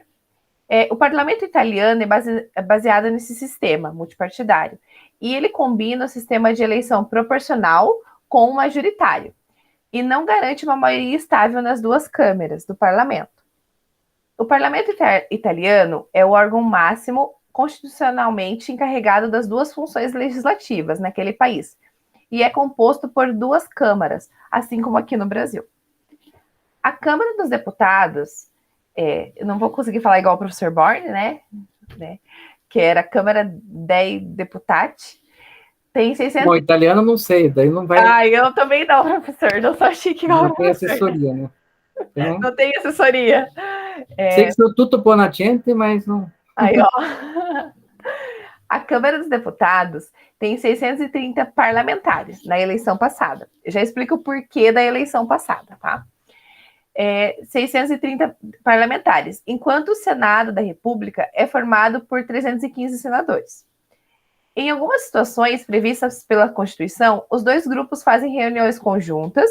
Por exemplo, na eleição de presidente da República, os integrantes da Corte Constitucional e de 1/3 dos integrantes do Conselho Superior da Magistratura fazem a eleição do presidente.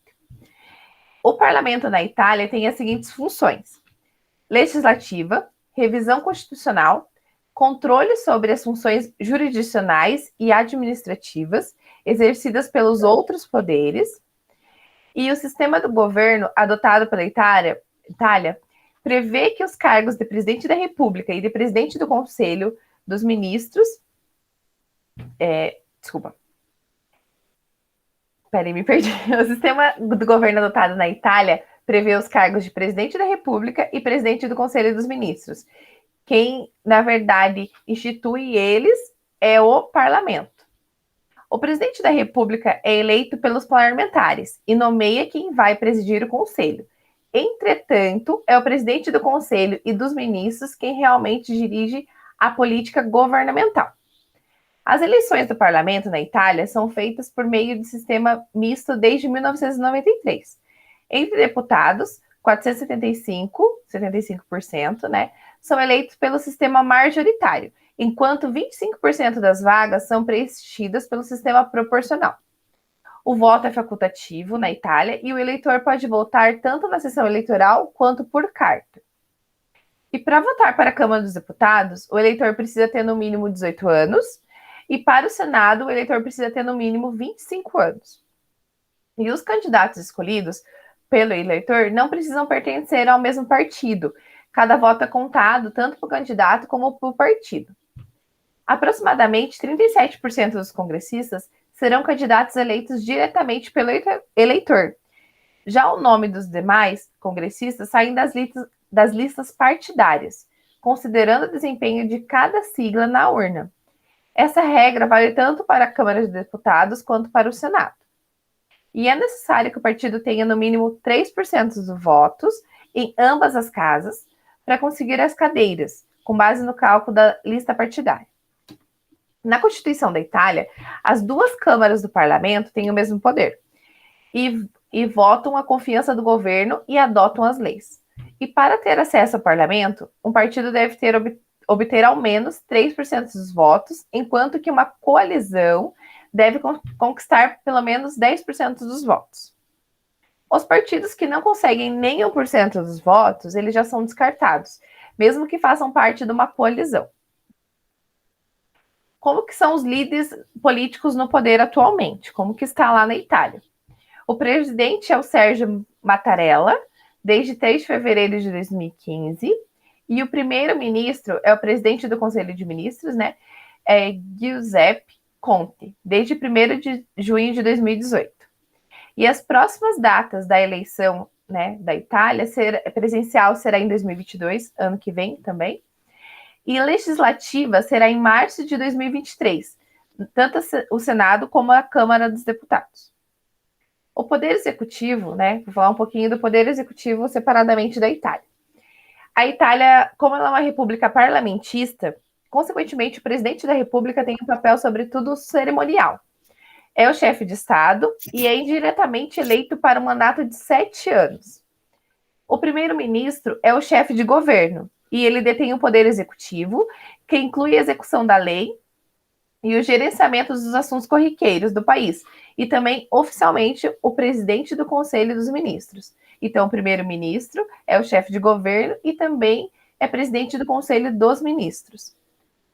O primeiro-ministro é nomeado pelo presidente e confirmado pelo parlamento, na base da aprovação majoritária, e seu mandato é de 5 anos. O Conselho dos Ministros é nomeado pelo primeiro-ministro e aprovado pelo presidente. Já o poder legislativo, na Itália, é bicameral.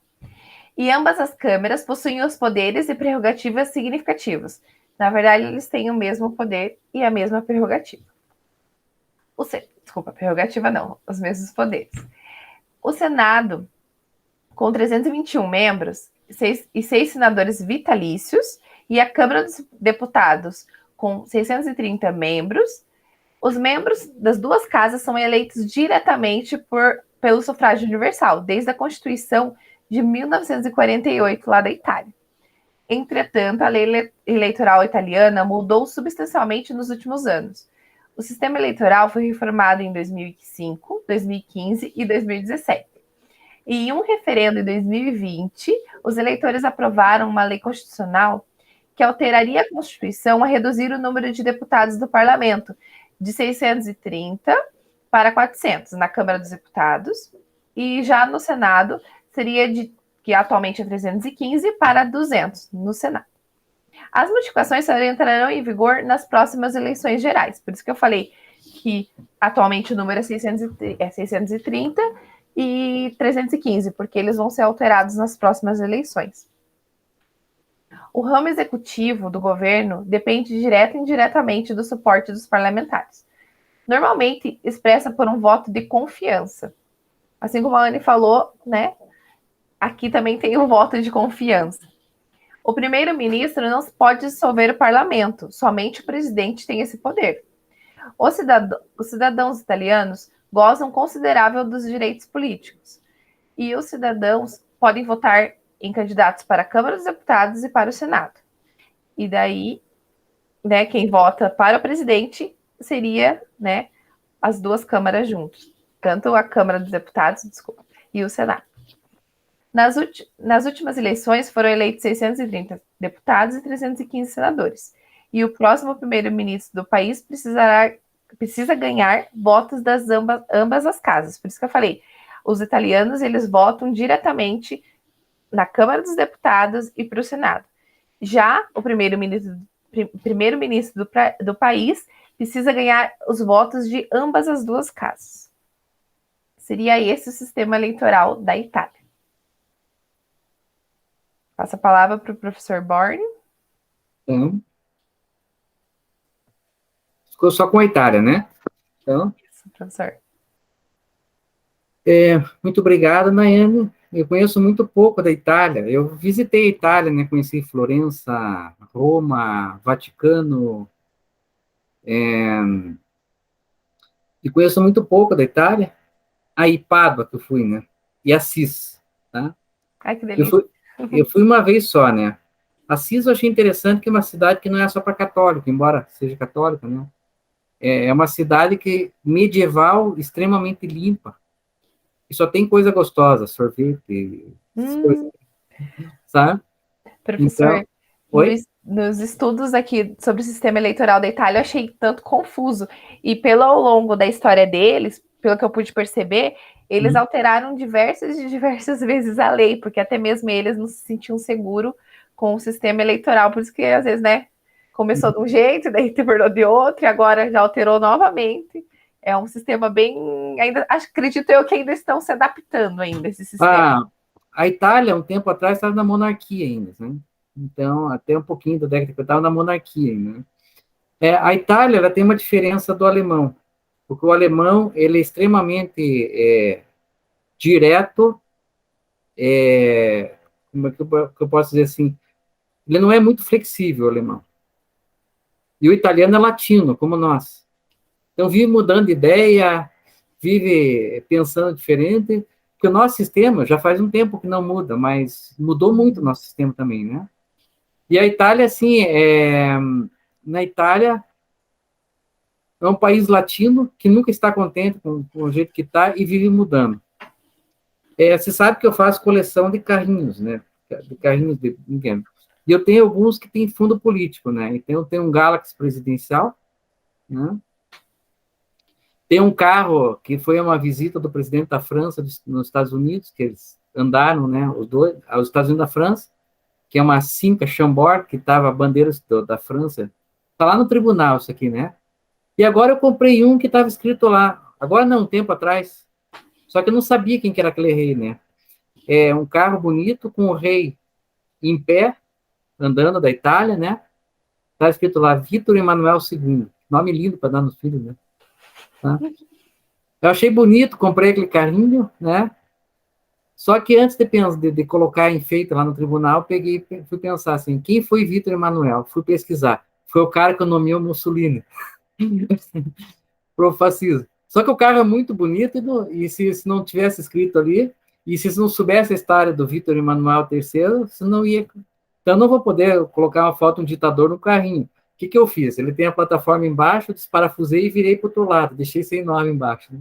Então, ninguém precisa saber que é o Vítor, alguém vai saber quem é o rei da Itália, que está ali. Né? Então, é bem interessante. A Itália, pouco tempo atrás, ela estava no regime monárquico. E agora deu uma acalmada, mas o cargo na Itália, cargos do executivo, lá era chamado de touro mecânico, né? Como, aqui no Brasil é chamado de touro mecânico, lá não tem, né? Porque ninguém consegue parar em cima, né? Então, desculpa a brincadeira, mas eu acho que a Fazenda Rio Grande está mais ou menos assim, né? Um touro mecânico, né? Então, não preciso falar nada, né? Porque lá na Itália não parava parlamentar. Esse que é o problema do parlamentarismo no Brasil. Eu acredito que se o Brasil voltasse ao parlamentarismo, ele ia virar um touro mecânico, né? O que aconteceu, né? A Anne vai escutar essa história de novo que eu falei no outro grupo de pesquisa, né? O que aconteceu no Brasil com o parlamentarismo, né? Então, existia eleição para presidente da República e separada a eleição para vice-presidente da República. E o João Goulart, ele foi 2 vezes eleito vice. Tá? 2 vezes. Pessoal, antes de continuar, não esqueça de responder a lista de presença, tá? Estava esquecendo lá, tá? Não esqueça de responder a lista de presença. E o João Goulart, ele foi 2 vezes eleito vice. O João Goulart, ele tinha uma tendência de esquerda, de socializar e uma administração para os mais pobres. Então, nas 2 vezes, ele foi vice do Juscelino Kubitschek e foi vice do Jânio Quadros. Nas 2 eleições, ele teve quase o dobro do voto do presidente eleito, né? E aí foi o problema, né? Que o presidente era de direita, o vice era de esquerda, porque não era chapa. Então, ele passou o governo Juscelino Kubitschek, não teve problema nenhum. Daí ele ganhou de novo para vice, e ele não queria ser presidente, ele queria ser vice. Esse era o problema. E entrou o Jânio Quadros, e o Jânio Quadros renunciou. Ele teve que assumir. Daí o povo, com todo o apoio popular, mas não tinha o apoio da elite brasileira. Então, o que eles fizeram, né? Se eles destituíssem ele na hora, o povo ia se revoltar naquela época. Então, eles fizeram um acordo com o João Goulart. A gente não te destitui, mas a gente vai criar o parlamentarismo. Você fica com o presidente, mas quem manda vai ser o primeiro-ministro. Daí, o primeiro-ministro tiveram 3. Um deles foi o Tancredo Neves. Daí, o povo começou a pressionar, fizeram um plebiscito, em 64, para saber se o povo gostaria que ficasse o parlamentarismo ou voltasse para o presidencialismo. O povo quis o presidencialismo, por causa do João Goulart. Só que daí mexeu com a elite, daí teve aquele golpe militar. tá? Só que para destituir o João Goulart, eles inventaram uma coisa. Ele viajou, nem se foi para a Rússia, para a China, e você tem que comunicar ao Congresso Nacional. E não existia internet naquela época. E ele pediu para um deputado entregar o aviso, protocolar o aviso, e sumiram o aviso do João Goulart, e ele foi destituído. Não é bem impeachment, foi destituído, porque diz que ele não comunicou ao Congresso Nacional que ele estava no exterior, né? Então, foi bem assim que foi o parlamento brasileiro. Em 93, você perguntou para o povo se quer que mude para o parlamentarismo ou se quer que mude também para a monarquia. O povo pediu para ficar como está. Eu acho o parlamentarismo melhor, porque o primeiro-ministro ele tem que fazer aquela coalizão com o Congresso Nacional, e só que o primeiro-ministro, o que acontece? Qual que é o papel do presidente, né? O presidente é levar ideias e defender o povo. Ele não precisa ser técnico. A função dele é ter ideias para resolver os problemas do povo. Agora, existem pastas que exigem conhecimento técnico. Então, o primeiro-ministro ele é nomeado e não eleito para nomear aquela pessoa que entende daquela pasta, principalmente na área de finanças e relações internacionais. Então, para isso que existe. Então, tem que haver uma coalizão para aceitarem o primeiro-ministro. O primeiro-ministro, na prática, no papel, ele é do poder executivo, mas na prática ele faz um poder moderador, né?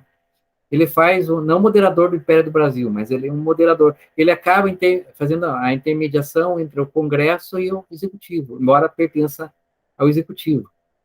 E na Alemanha é bem nítido, né? Existe o poder de destituir o parlamento e convocar novas eleições em certas situações.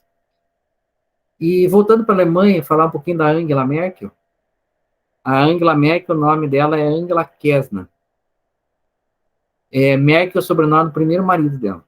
Ela é formada em Química, ela nasceu na Alemanha Ocidental, em Hannover, que se escreve Hanover, e o pai dela é pastor luterano. Quando o pai dela foi para a igreja luterana na Alemanha Oriental, fechou a fronteira, né? Mas ela tem uma habilidade muito grande com a política. Ela tem aquela cara fechada, mas ela não é ditadora. Diz que ela é muito bom trabalhar com ela. Os livros que eu li diz que é muito bom trabalhar com ela. Ela tem uma capacidade diplomática muito grande. E o que ajudou ela?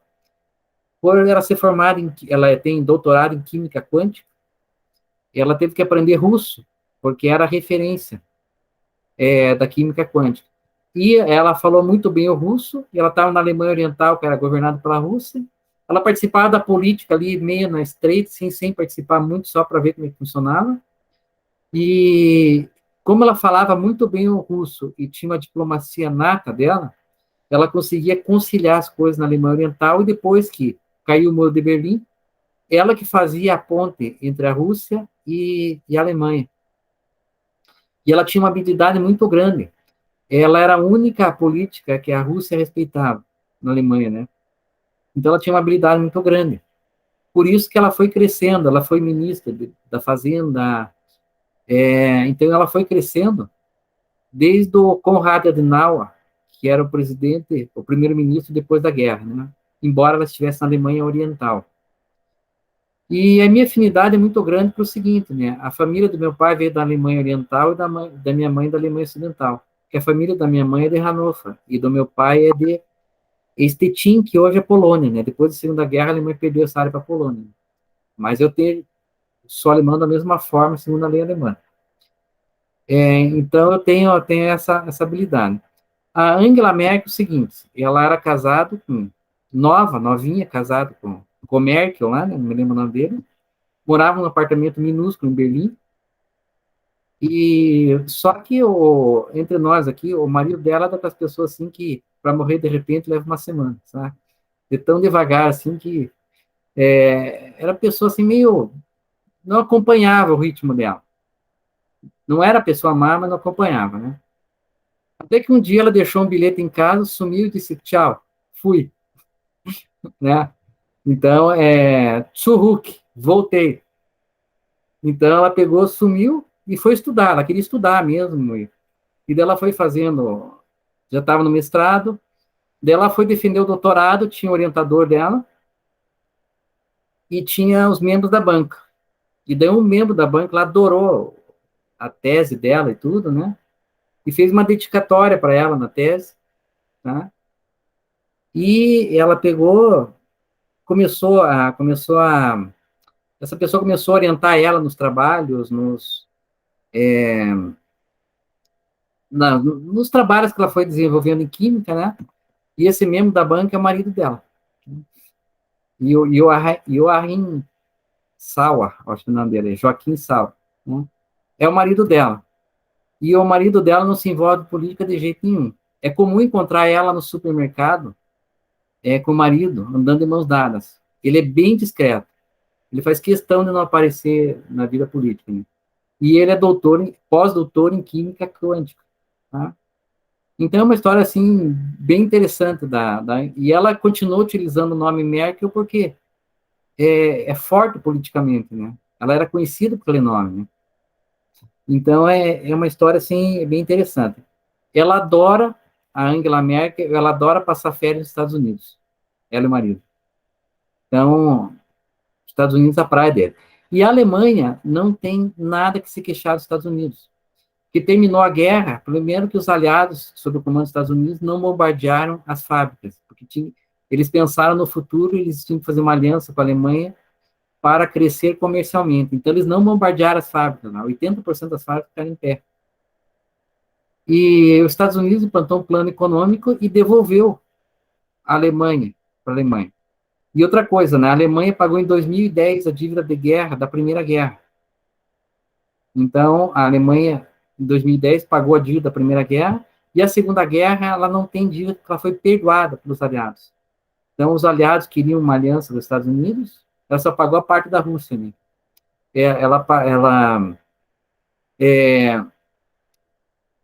Os aliados tinham interesse, porque a Alemanha sempre teve um potencial de crescimento econômico muito forte. Então, os aliados perdoaram a dívida, e os Estados Unidos e a Alemanha, eles têm uma relação muito boa, sempre tiveram. E aquela exploração que os Estados Unidos vem em cima da gente, não tem lá, sabe? É tipo uma parceria. Os Estados Unidos, para nós, é para saquear o país, né? Mas para eles, assim, é diferente. Eles têm um relacionamento muito bom. O que os Estados Unidos fez, né? Quando terminou a guerra, tinha muito dinheiro, muito marco, Reichsmark, né, que era o marco dinheiro, tinha muito dinheiro sobrando e começava a faltar mercadoria. E os Estados Unidos, formado por a comissão Estados Unidos, Reino Unido e França, e um economista alemão, fizeram uma reunião para resolver o problema da economia do país, falta de desabastecimento pós-guerra. O que eles fizeram? Tomaram uma decisão que ninguém sabia o que era o QG deles era num pequeno aeroporto perto de Frankfurt, não no aeroporto de Frankfurt, e de repente começou a chegar nesse aeroporto aviões cargueiros cheios de caixa carregando maçaneta de porta. Caixa de madeira escrito maçaneta de porta. E o que era isso? Aquele era o Deutsche Mark, a nova moeda da Alemanha, que estava tudo naquelas caixas, que foram impressas no Tesouro, na Casa da Moeda dos Estados Unidos. E o que eles fizeram? Eles pegaram todo o dinheiro, foi o que o Collor fez aqui. Pegaram todo o dinheiro, e se todo esse dinheiro, o Reichsmark que vocês têm na mão, não vale mais nada. Cada um vai receber 40 marcos por 2 meses, vão ter que se virar com esses 40 marcos. Deutsche Mark, o novo marco, né? E isso que daí os 40 marcos pegaram um valor muito alto, porque estava reduzido, e as mercadorias começaram a aparecer. E isso que a Alemanha começou a crescer. Então, é um fato, assim, bem interessante. E eu falei para vocês que, na Alemanha, a Suprema Corte fica em Karlsruhe, né? Não fica em Berlim. O que aconteceu? Quando entrou o Muro de Berlim, ficou a Alemanha Ocidental e a Alemanha Oriental. E dentro da Alemanha Oriental, no meio da Alemanha Oriental, tinha Berlim. E metade de Berlim era ocidental e metade era oriental. Coisa maluca, né? Então, não tinha como se manter a capital no meio de um outro país, numa meia cidade. Então, eles tiveram que reestruturar a nova capital para a Alemanha Ocidental. Então, eles colocaram na cidade de Bonn. De Bonn, na Alemanha, né? Só que Bonn não cabia todos os órgãos. Daí, eles instalaram em Karlsruhe a Suprema Corte, a Suprema Corte. O aeroporto de Frankfurt era pequenininho. Hoje é o segundo, terceiro maior do mundo. Né? Por quê? Porque eles tiveram que fazer um novo aeroporto. E o de Berlim estava caindo os pedaços, agora que inauguraram um novo em Berlim. E daí caiu o muro de Berlim e voltaram para a capital antiga. Daí a Suprema Corte disse, não, a gente não quer ir para lá. A gente não quer ir para lá, que a gente quer ficar longe do poder e a gente tem mais independência aqui mesmo, a gente vai ficar aqui. Então, daí eles não quiseram mudar. Em Bonn ficou só alguns órgãos públicos, as estatais, ficaram lá a Deutsche Post, que é o Correio, a Deutsche Bahn, que é a rede ferroviária, e a empresa, a Deutsche Welle, que é a empresa de comunicação, TV estatal, rádio estatal, ficaram em Bonn, e Bonn saiu a nova Constituição. Vocês estudaram lá em Direito que tinha a Constituição de Weimar, né? A Constituição de Weimar foi uma das constituições mais sociais que existia. Só que ela foi tão social que não disse de onde saiu o dinheiro para manter a área social. E daí começou a gerar inflação na Alemanha, porque não tinha como abastecer tantos direitos. E a nomeação do primeiro-ministro na Constituição de Weimar, Weimar era a cidade onde foi assinada a Constituição. É daí que sai a palavra Weimar. Da Constituição de Weimar, ela era muito fácil você nomear um ministro e destituir o ministro, o que facilitou a ascensão de Hitler. Hitler era primeiro-ministro, ele não foi eleito pelo povo, mas ele conquistou uma popularidade tão grande que ele elegeu todos os deputados que aprovaram a sua nomeação como primeiro-ministro. E o presidente ficou acuado, ficou obrigado a indicá-lo por pressão popular. Então, é isso que aconteceu, por fraqueza da Constituição de Weimar. Daí, em 1945, pós-guerra, fizeram a Constituição de Bonn, que ela é uma Constituição do Estado democrático, Estado social de mercado. Ela conseguiu conciliar o social com o liberal. Então, daí quando o Hitler assumiu, ele disse que, olha, um país administrado por um presidente, por um primeiro-ministro, não tem como crescer. Daí ele deu o exemplo dos Estados Unidos e anulou o poder do presidente. Entendeu como é que aconteceu? Ele anulou o poder do presidente na época. E a Constituição de Bonn é essa que está vigente até hoje. A Alemanha teve 2 constituições só, né? É que está vigente até hoje. Ela é bem equilibrada. Eu vi besteiras que eu escuto na televisão que dizem que na Alemanha não existe empresa estatal. Já dei vários exemplos. Você a Deutsche Bahn, a Deutsche Welle, a Deutsche Post e a Hofbraun, né? A Hofbraun, que é uma empresa estatal. Só um pouquinho, pessoal, deixa eu te mostrar.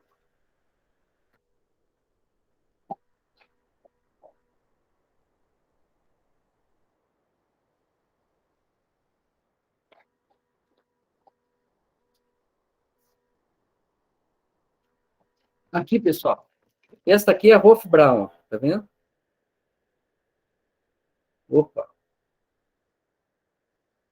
Vou dar uma. Só um pouquinho fazer uma coisa aqui.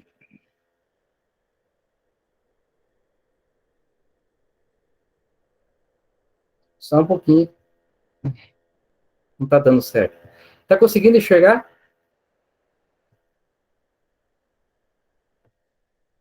Aqui. Essa aqui é uma empresa estatal. Tá? Lá em Munique, essa cerveja aqui, ela tem 300 anos, mais ou menos, né? E você pensa assim, mas uma empresa estatal fazendo cerveja é uma empresa municipal lá. Essa cerveja tem 300 anos, faz parte da tradição de Munique. Há 200 anos atrás, sitiaram a cidade de Munique e exigiram o resgate em barril de cerveja Hofbraun. E a Hofbraun, a Hofbraun, ela... Só um pouquinho. E a Hofbraun, ela é uma cerveja que é a cara da Alemanha. Era a cerveja preferida do Hitler. Só que acabou a guerra, ela ficou meio hostilizada por causa do Hitler. Então ela começou a falir. E como era a tradição da prefeitura de Munique, a Munique foi lá, comprou a fábrica e continuou a produzir a cerveja. por tradição cultural. Então, e é uma delícia, pessoal, é a minha preferida, tá? Então, e tem nos supermercados aqui no festival, no Sans, tem para vender, né? Tá? Então, e é uma cerveja estatal. Poxa, a gente já queria pedir essa, não era a Nayane. Nayane, a gente já queria pedir essa. Eles já falam onde tem. Se tivesse como eu chegar perto de vocês para a gente tomar, eu tenho 2 garrafas aqui, né? Tá? E eu preciso experimentar um pouquinho da cerveja do estado, né? Então, cerveja pública, né? Então, mas existe esse equilíbrio, né? Existe esse equilíbrio, né? Então, por falar nisso, bom, agora eu ia mostrar, a do Baldino do Amaral não deu para ver o selo por causa da tela, né? Agora descobri como mostrar, né? Então, a Alemanha tinha essa questão do parlamento e o governo. Então, a Constituição de Weimar era muito fácil destituir o ministro, e a Constituição de Bonn é quase meu sobrenome, é Bonn, que era a cidade que era a capital. A Constituição de Bonn, ela está vigente atual, que ela coloca este equilíbrio. Então, falando um pouquinho da Alemanha. Agora eu quero agradecer a Anne, que eu aprendi muito sobre o Canadá. O Canadá é um país que eu tenho uma curiosidade imensa, principalmente porque é a rainha. Só que nunca tive tempo de estudar a fundo. E vou agradecer a Nayane por aprender sobre a Itália. Eu não sei muito sobre a Itália também, sabe? Então, Professor, Oi. Até uma coisa que o professor falou de touro mecânico, né, que tipo, não para o governo. Outra pesquisa também, outra curiosidade, na verdade, da pesquisa, é que em 70 anos foram 61 governos na Itália, imagina. Nossa, é um por ano, né? Quase um por ano. Ô, professor, matar minha vontade, que eu quis fazer isso. Minha filha disse, minha mãe, não pague esse mico. Eu disse, na hora que eu for falar do Canadá, eu vou aproveitar e vou colocar, ó. Eu disse, para ninguém nunca mais esquecer que a chefe do estado é a Rainha Elizabeth. Minha filha disse, minha mãe, não pague esse mico. Mas eu não resisto, gente. Eu adoro pagar mico, adoro. Pessoal que está assistindo aqui, quer fazer algum comentário, quer participar da conversa, vocês estão convidados. Querem dividir uma cerveja conosco? Que tá só nós 3 tomando cerveja. Ina quer dividir conosco. Tá? Se alguém quiser participar... Tem café, ó. Então, café. Ó o Baldino do Amaral aqui, que eu coloquei, que não apareceu para vocês direito aquela hora, né? Então, agora sim. Então, pessoal, ninguém mais quer participar? Não? A Nayane tem uma coisa interessante. Eu gostaria de fazer pergunta para a Stephanie e a Tânia. Não é, Nayane? Então, nós vamos fazer algumas perguntas para a Stephanie e para a Tânia. Então, Stephanie e Tânia... É para matar elas do coração?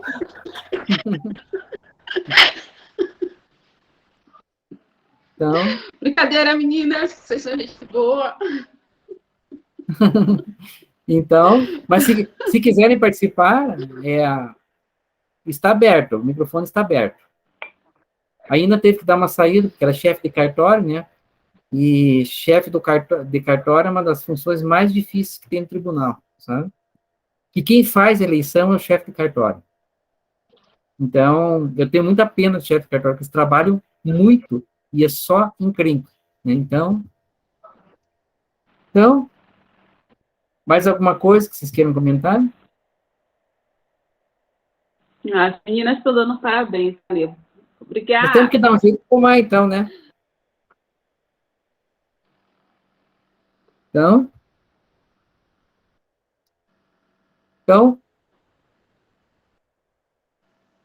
Então, eu agradeço a professora Ina, ela não está, mas vai ver a gravação. Agradeço a Stephanie, muito obrigado, Stephanie, pela presença. Agradeço a Tânia Marçal, muito obrigado pela presença. E a Anne e a Nayane que apresentaram. A Nayane talvez um dia seja vereadora, porque na faculdade, nós só podíamos apresentar monografia. Depois foi lançado a possibilidade de artigo e projeto de lei. E a Nayane fez o primeiro projeto de lei na história da União Dom Bosco, né? Então, uma alteração do Estatuto do Servidor. Então, ela ficou na história, né? E a... Professor, eu estou mais para ativista social do que vereadora. Não quero não, professor. E a Anne foi a primeira pessoa que nós trouxemos um membro da banca de fora. Nós trouxemos do Sergipe, um membro da banca que fará o Sábado Saber. Tá? Então, agradeço a todos, declaro encerrada a sessão, um abraço fraterno. Agradeço ao professor e as meninas aí pela presença e a companhia da Nayane aí na apresentação. Obrigada, meu professor, por tudo. Então, um abraço. Quem não respondeu a lista de presença, que não esqueça, tá? Tchau, tchau. Obrigado mais uma vez.